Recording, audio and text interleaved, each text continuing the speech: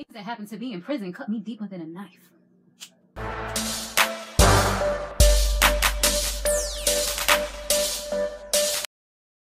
Hey, what's up? What's going on, everybody? You have now tuned in to my Empire recap.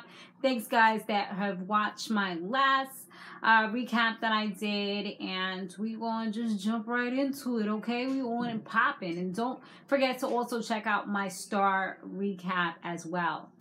So, Cookie, she was finally telling Luscious about her time in jail, how she got there, things like that. Because, you know, they've been shielding him, not really trying to tell him a lot of things for the past couple of episodes because they kind of feel like it's going to, and plus the nurse kind of said that it would trigger like bad thoughts and things like that. And you don't want to like overload people that have faced traumatic type of situations. You know what I mean?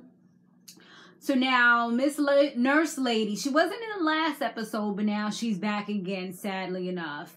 And also, oh boy, Jamal's boy toy, we see him again.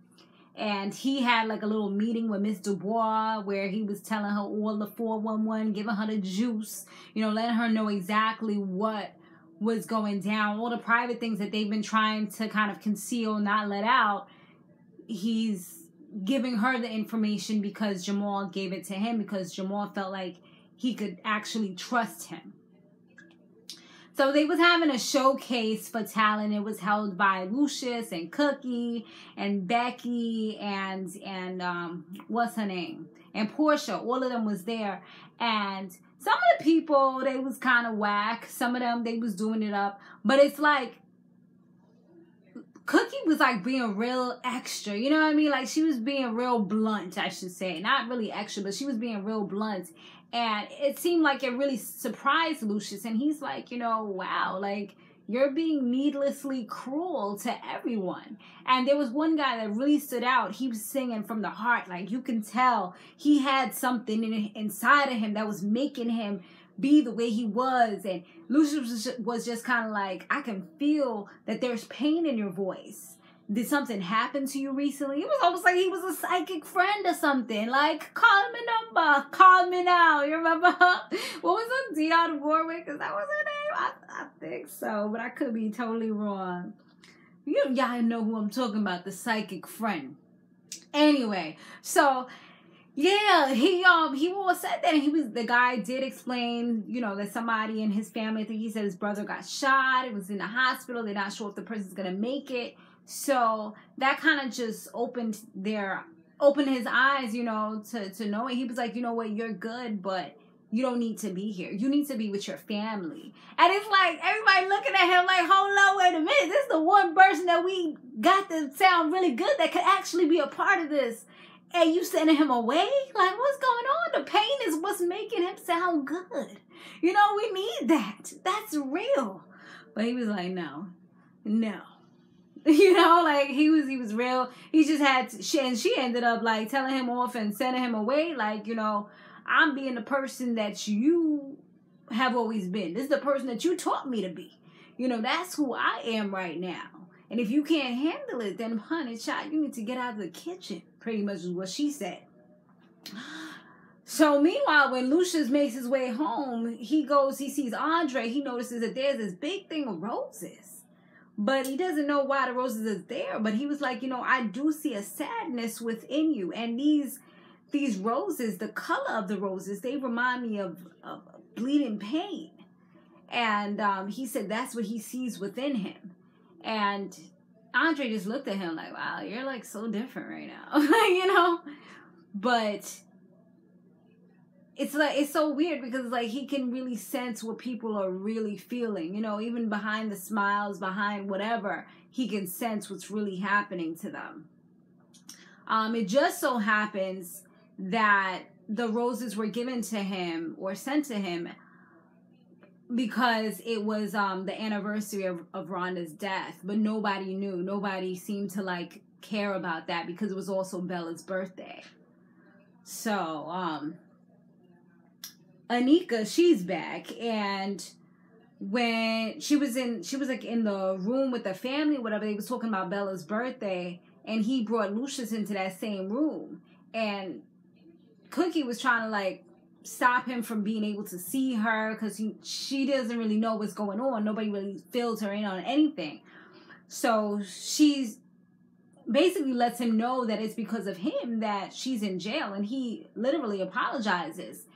And she was being sarcastic and just like, oh, now you want to, is this a real apology from you? Blah, blah, blah. You know, she was just being real, like, funny style or whatever, and really sarcastic. And Andre just kind of flipped. He was just like, he looked like he was about to gobble her up like the hairy, scary monster. If I was her, I'd have been a little nervous. I mean, she seemed like she was shaken up because she know he could kill her if he really wanted to. You know, she even was shielding the baby. The baby started crying. I mean, everything was in a big commotion. Everybody looking at him like, why are you so upset? And he's like, you guys, instead of putting somebody in jail for murder, for what they did wrong, everybody wants to sweep things under the rug so you can look like the perfect family. You know, he showed Rhonda never really got justice for anything. And it took that moment for him to get enraged, for everybody to realize the reason why he was feeling some type of way. Well, the reason why he was upset. You know, his mom just kind of, it triggered, and she's like, oh my God, like, I'm so sorry. He's just like, you know, it's crazy how I received some roses today, and it didn't come from any one of you guys, you know? And the crazy thing about it is, like, they're the family. They know exactly what went down. They know all that stuff. I got something in my eye, y'all. That is so uncomfortable. Hopefully it goes away. I think I got it, but I'm not sure. I think so. All right. So, moving on from that. So then Jamal, he thinks that his boy toy is like the one. He's, you know, ready to like do songs with him and stuff. So they had another day for this whole showcase thing, and Jamal comes in. You know, he's about to do his thing. First he was gonna do it with that chick, but he ended up like just kind of dismissing her, blowing her off, just the same way she blew him off. So I don't even blame him for doing what he did. She looked like she was hurt, but oh well, that's show business. You left him for his father, didn't you? Yeah, exactly. So anyways, fast forwarding on, he brings his boy toy on the stage. She's like, yo, I got this song, but I really want it to be real, whatever, and I want to do it with a guy. So they both do it. It was like a duet. It was like really nice. You know, it really sound authentic. You know what I mean? Like, this is what he really wants, and this is the person that he's caring about, that he loves. So it couldn't help but be magic. You know what I mean? And I kind of feel like the boy toy, Warren, he met up with Miss Dubois again. And I feel like he's kind of starting to catch feelings for Jamal. I feel like hopefully in the end he'll do the right thing. But, you know, it's going to be a whole thing of family or love. You know, which one? And it's funny how he was talking bad about Angelo and saying, oh, he wouldn't get caught up like that. And, you know, but it looks like he's about to get caught up himself. Because even when he's seen that Mrs. Dubois had put all the business out in the papers, like, oh, is this dude lying, or does he have amnesia for Luscious, like pretty much putting the business out there. He gave her like a little bit of a side, like he smiled, pretend like he was down with her, but then he kind of like gave it a side eye. So I'm starting to feel like he's really starting to catch feelings for Jamal, especially because Jamal was kind of saying stuff about love and stuff like that. So it's like, damn, like this dude is really feeling me, like, you know? And look at that, like he's putting you out there on stage and stuff. He's bringing you out like as his guy and everything. So, I mean, only a heartless bum would just keep on going and just keep on going with this whole facade, you know what I mean? So Angelo, he actually came through to little Bella's birthday party. And you know what? He came through because Miss Anika, she was the one who brought him out there. And they're like, what are you doing here? And then he eventually lets them know that the reason why he is there is because he is now representing Anika. And she's trying to sue them for sole custody of Bella. And I'm like, girl, all right, this is going to be a real good fight. I mean, they don't have the cleanest record themselves, though. And then on top of that, the whole thing with Luscious. So I don't know. They both got some shady sides to them. You know what I mean? Because she just came out of jail. So that's cause for her not to get sole custody right there. But she do know a lot of their dirty little secrets as well. So I don't know how hard she's willing to play. But I think she had to sign a non-disclosure agreement at some point before she got that last money that she has gotten. So I don't know. We're going to see how this going to play out. Then they're going to pretty much put this on pause until after the World Series. I mean, those of you that are baseball fans, I know you're freaking ecstatic. But I don't really watch baseball, so it means nothing to me. It just means... I guess I get a little bit of a break for the next couple of Wednesdays until it's over. So yeah, Luscious, towards the end, for the birthday party, Luscious, he's starting to feel like he's coming back, but he feels like he doesn't want to be the person that Cookie wants him to be, because he's seeing the kind of person that she's saying he was, and he's not really liking that person. So he tells Miss Nurse Lady that, and she decides she wants to go bring him to the Lion.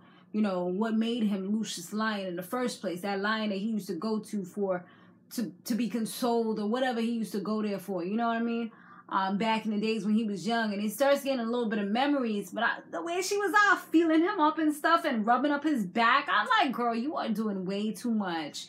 You talking, and now they talking about they going to run away together. I'm like, this chick is like on some Lifetime movie type of level. Like, really, the way she doing, like, that's what you would see in Lifetime. The crazy nurse comes in to take care of the husband. She falls in love with the husband. Then she tries to run away with him. And if they have small little children, she tries to take the children as well. So, yeah, that's the kind of level that she on right now. And I'm not really feeling her too much. So I ain't feeling her. And I ain't feeling Mr. Boyd well. He might make me feel him if he changes his ways. So he still got a little bit of time. Alright guys, thanks for watching. Make sure you share, like, and all that other good stuff. And don't forget to comment. I don't think I saw any comments on the last one. Stay fabulous, live free, and soar limitless. I will see you in the next one. Laters.